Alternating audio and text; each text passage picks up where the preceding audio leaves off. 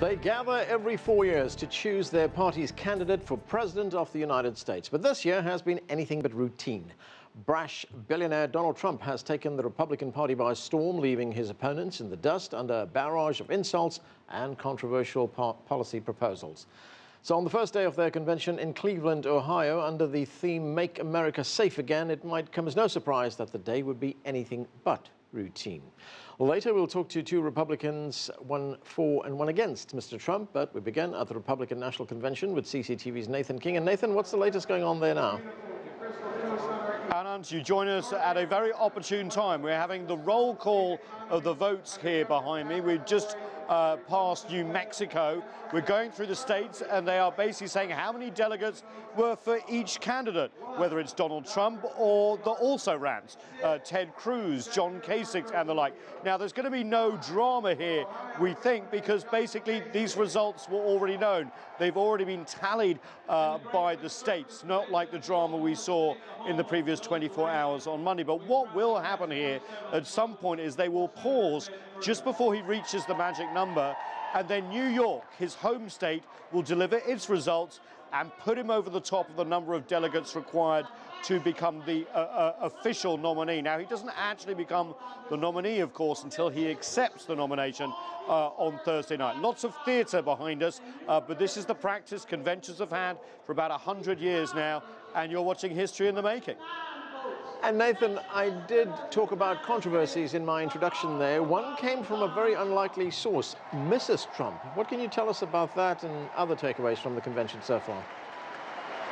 That's right. After the floor fight on the first few hours of Monday about the rules and whether to have a roll call vote, people thought it was going to be just plain sailing for the evening. An uncontroversial speech by Donald Trump's wife, Melania, basically painting her picture of her husband, not just for the millions here, but for the delegates here, but for the millions watching at home as well. But minutes after her speech, the internet kind of did her thing and started comparing it to a Michelle Obama speech delivered on behalf of her husband in 2008.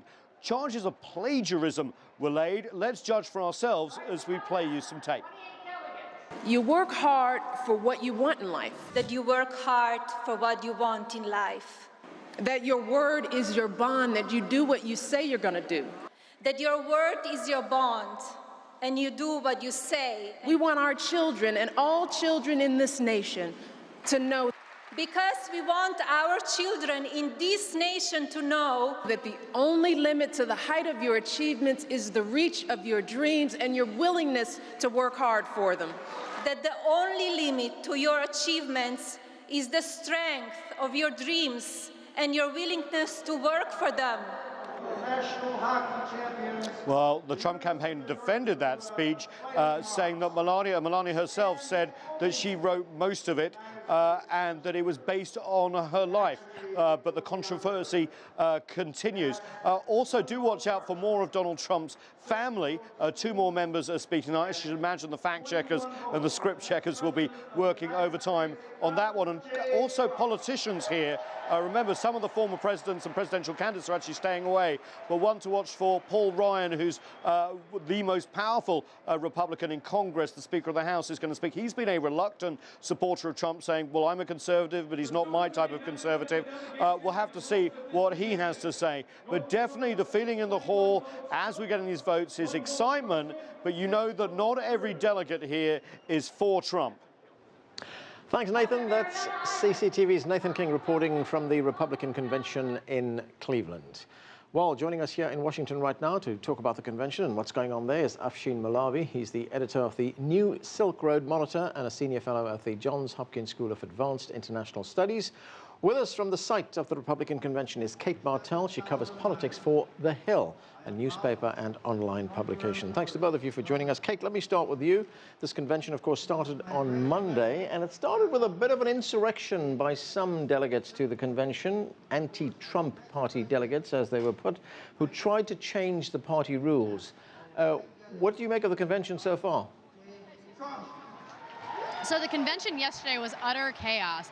We were not expecting the Trump insurgency to get to that point. I will say that the Never Trump delegates, at this point, it's the chances of them actually derailing Donald Trump's candidacy are next to zero, but they've decided that if they're going out, they are going out with a bang. And at this point right now, there are rumors circulating on the floor that there are petitions going around to either add Ted Cruz's name to the convention ballot, or just to, muddy the procedural rules, and then to make the people cheering over this kind of embarrassed. But at this point, it's gone off pretty much without a flaw. The District of Columbia so far has, voted for John Kasich and Marco Rubio, not who their delegates.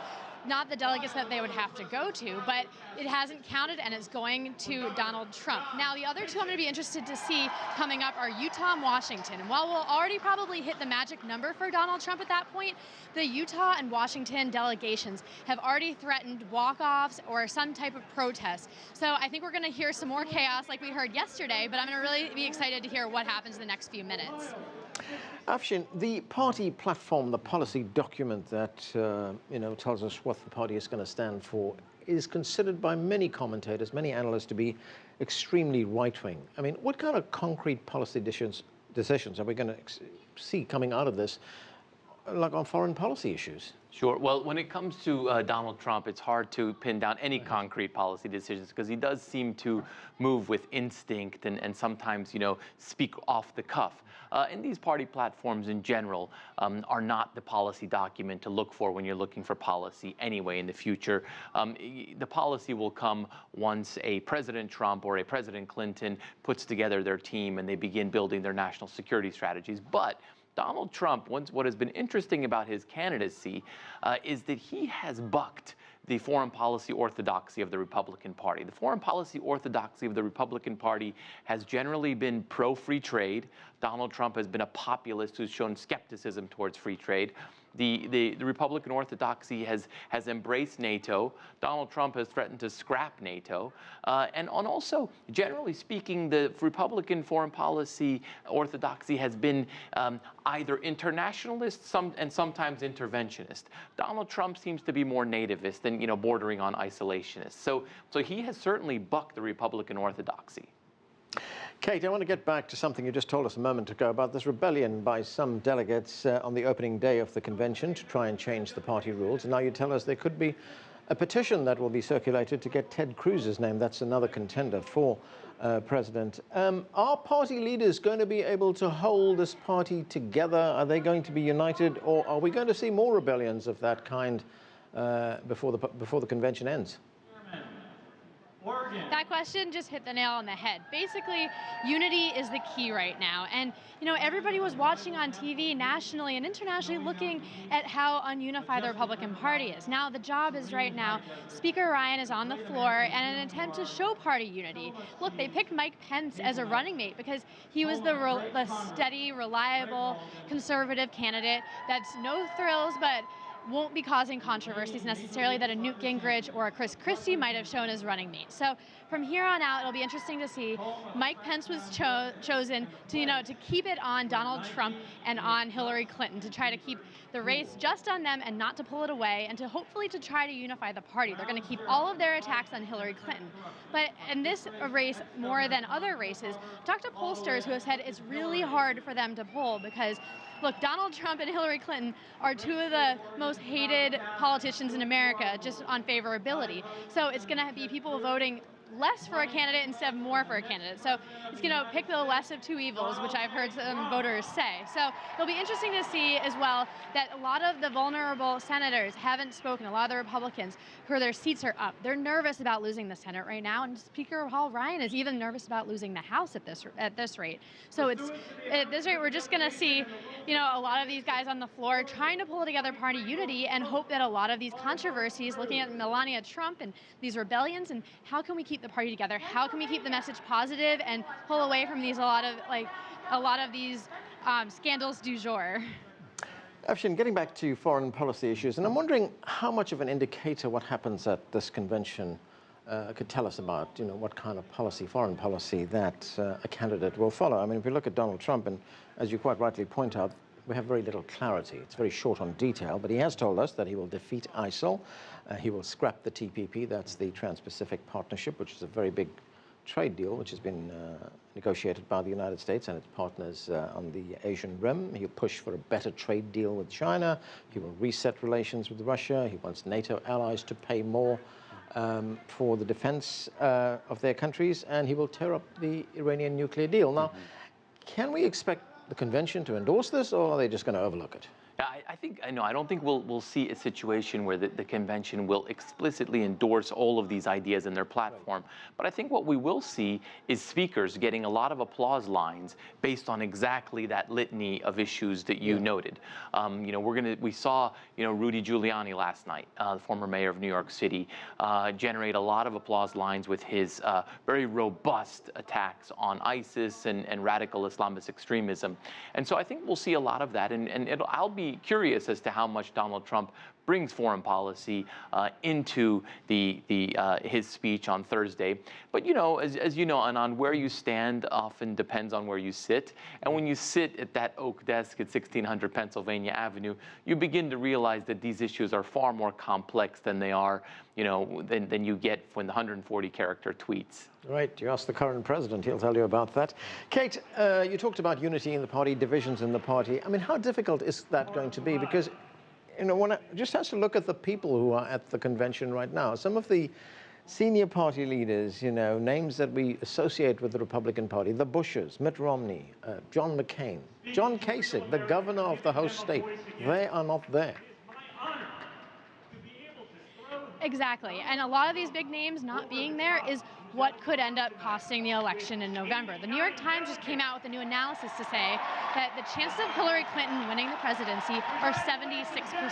That's a really tough burden right now in the Donald Trump campaign. So a lot of this is going to come down to fundraising at this point. And, Donald Trump was supposed to be appearing in Cleveland this morning to meet with a bunch of donors to try to build up these fundraising and to try to, rally the troops and to try to get a lot of these fundraising numbers. Now, because of all the scandal with the Melania Trump over whether or not she plagiarized her speech, Donald Trump didn't show to this meeting today. He went back to Manhattan with Melania. This is usually a prime opportunity for fundraising. So things like that are going to come down to unity. A lot of the speakers that we're going to be looking at, the Trump campaign has had a lot of difficulty getting a lot of the A-list celebrities that people have historically tried to get for the convention. He promised a lot of pizzazz, but we have a former NASA astronaut, and we have a few members and we have a few celebrities, but it's very much the Donald Trump show. He said that he wants his family very much a part of it. That's why he has 4 of his adult children speaking. That's why he had Melania speaking. So it's really, can they pull this together? Can they kind of rally the troops and get all this excitement? And it'll come down to the next few days to see that. Well, they may have to do that because we've just heard that he has reached that threshold of 1,237 delegates. He is now officially the Republican nominee for president. Afshin, I want to get back to some of the policy issues we were talking about.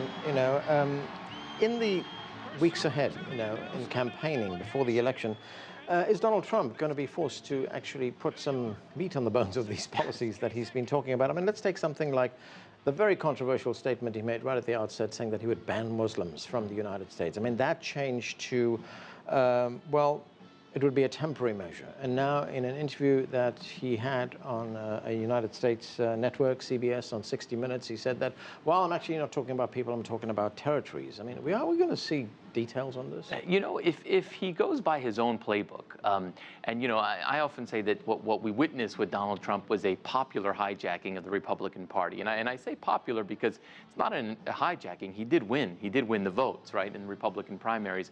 But if he goes by his playbook, there really isn't a need to put meat on the bones of the policy because he's won elections and primaries, among Republican voters by playing to some of the red meat. And I think what's going to happen is he's going to have to keep the enthusiasm of his base.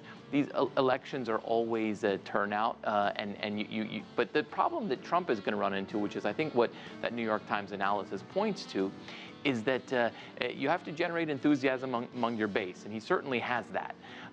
But can he get the independent swing voters? And that's where maybe putting some meat on the bones actually won't even help him, because the independent voters that are polled don't necessarily embrace the policies that brought Donald Trump this far. Yeah, and he's not going to win the election with just the base. That's right. Right, okay. Kate, let's talk about Donald Trump's vice presidential pick. It's Mike Pence, who is currently the Indiana governor. And, you know, if we look at Mike Pence and Donald Trump, they differ on so many key issues here. Trump, for instance, has told us that he's against the TPP. We were talking about that a moment ago, the Trans-Pacific Partnership. Pence supports it. Trump is against NAFTA, that's the North American Free Trade Agreement. Pence is for it. Trump opposes intervention in Libya. Pence supports it. Trump wants to repeal Obamacare. Pence has actually expanded Obamacare in his state, Indiana. So when we look at all those differences, and these are pretty key differences here, why did he choose Mike Pence? They're very key differences. The reason he chose Pence is not because of policy. He pulled them in to try to unify the Republican Party and to try to keep a lot of Capitol Hill happy. Mike Pence is very beloved by both the left and the right on Capitol Hill. It'll make it very tough for Democrats to begin to bash him. He chose him because he's good at fundraising. He's a known fundraiser when he was a representative before he was governor of Indiana. And Mike Pence, he's sturdy, he's reliable, he's conservative. But I think that's what's going to come down to, too, is who Hillary Clinton chooses as her vice president. The fact that Donald Trump chose, you know, the safe pick instead of going the more firecracker choice like a Newt Gingrich or a Chris Christie, gives her a lot more flexibility. And it goes back to these independent votes. You know, they're trying to be able to pull in a lot of the conservatives, but it's not going to necessarily pull in a lot more independent voters or excite new voters or a lot of the base. It'll pull in evangelicals, but not necessarily independents.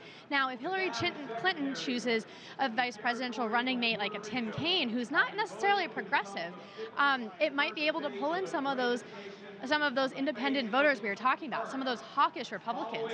On the other hand, if she chooses a more progressive pick like an Elizabeth Warren or a Sherrod Brown, it's going to be able to possibly give more votes to a Donald Trump and maybe pull it in his favor.